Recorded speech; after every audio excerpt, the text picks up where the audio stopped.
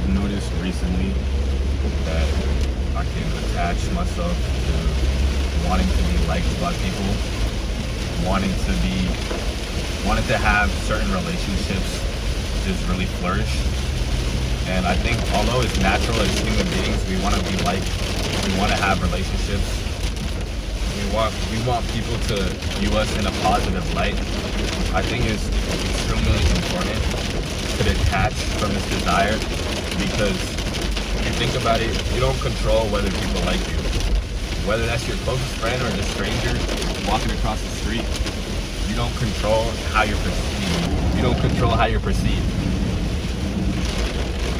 But trying to control how you are perceived causes a lot of unnecessary fear, stress, worry, things of that nature. I think it's just better off to detach from that and just allow yourself to be perceived however you are going to be perceived, because you don't control it. And trying to control it is just wasted energy. Also, I think it's important to understand that you don't need people to perceive you in a positive manner. I think a lot of times we have this dependence on being perceived in a positive way, but I don't really understand what the benefit of that is. I like to believe that the people who are meant to perceive me in a positive manner, and the people that I'm meant to connect with, I'm going to connect with. And there's nothing that I have to do or force in order for that to happen. So just reaffirming myself of that belief allows me to act within my character. I think a lot of times when I do forget that, that's when it's easy for you to do things that are out of your character. And it's also easier for you to stress out about whether someone likes you or not, or whether someone perceives you in a positive manner or not. When you have this desire to be perceived in a positive manner, you're operating from a place of lack and desperation internally. So naturally, your outside circumstances are going to reflect that. And I think that when you can operate from a place of wholeness, that just means that you're detached from whether you're being perceived positively or not. That's not to say like you don't care, in a sense, to where like I care about people. Like, I want to be perceived in a positive manner by everyone wants to be perceived in a positive manner, but I understand that it's not something I control, so therefore I'm not worrying about it or stressing about it to the best of my ability. You know, there are going to be times when you're like, damn bro, like, you know, you feel a certain way, but I try my best to just detach from that. That's what I mean when I say detach from that. It's not that you don't have desires, but you're not overly exhausting yourself and pouring yourself into some things that you can't control. Because I don't see the point in doing that. And I think we do that a lot as people, whether it's relationships in our lives, outcomes that are happening. You don't control how those relationships go, and you don't control what outcomes happen. You just control how you act, and you just control the things that you do. So it's like you do what you can, and then you leave the rest up to whatever is going to happen. Like whatever is meant to stick will stick. And I think that's when it's important to really trust in the idea that whatever is meant to stick will stick, and whatever didn't is just not meant for you. That's when you can just let it go. God didn't tie your ability to survive to one pathway. So therefore, I think when you have those thoughts of like, oh, I need this, like this, I need this, it's just an unhealthy attachment to whatever, whether that's a person, whether that's just certain outcomes or accomplishments or things happening in your life. I think being overly attached to those things can get really unhealthy, because you don't control whether those things happen or not. And anytime you're attaching your sense of self to something you can't control, that can be really dangerous for your mental health. I think at the end of the day, things play out how they play out. And no matter what course of action you take, or no matter like how things played out, you're always going to ask yourself, what if this, what if that? And naturally, as a human being, you're going to do that. But I think it's important to just understand that you are where you are right now and accept that. I think it's important to believe that the way things played out were the only way that they could have played out, and also the best way that they could have played out.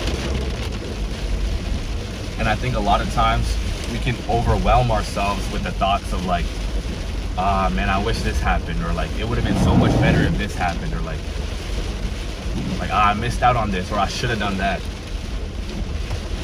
And like, whether those things are true or not, you don't know, but it's definitely not helpful for you to ruminate. It's definitely not helpful for you to run all those thoughts through your mind. I think if anything, it's actually really unhealthy, and you're kind of just messing yourself up by doing that. I'm trying to be better within myself, of just accepting where I am right now, even if it's not some place exactly that I want to be. Because like, at the end of the day, you gotta accept your circumstances like you chose them, because in a way you did. Of course, there's a lot of things you can't control, but you put yourself in a position that you aren't in right now. And that's not to say that that's a bad thing, but I think a lot of times that we can trick our mind into believing that like we're better off somewhere else. And I think that when you start to believe that thought, it gets really unhealthy, and that's a slippery slope to go down. I mean, it's hard though. I think naturally at times you are gonna think like that, but I think it's also about understanding that even those times that you are questioning where you're at is necessary to create a sense of peace and like realization later on. Because oftentimes I'll find myself frustrated that things are like something will happen, and I'll be really upset that it happened, but then later on it'll make sense to where I'm like, okay, I see why this happened, and I'm actually glad that this happened. But it's like, because you can't see the future in the moment, it's easy to overwhelm yourself with all those negative possibilities. But it's like, if you can believe in something negative without having any evidence to see that, then you can believe in something positive without having any evidence to see that. Faith and worry both require you to believe in things you can't see, which means both of them are inherently delusional. And I don't think that's a bad thing at all. I think that there are thoughts that might not be true, but regardless, they are still helpful to you. I mean, even having faith and having belief, it doesn't make those times of adversity easier. In a way it does, but it doesn't get rid of them.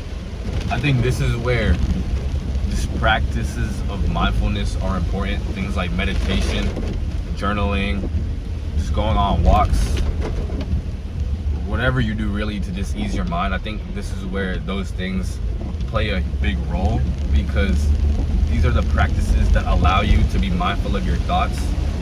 And when you're mindful of your thoughts, that changes a lot of things. Your thoughts, actions, and feelings are all connected, and each one influences the other.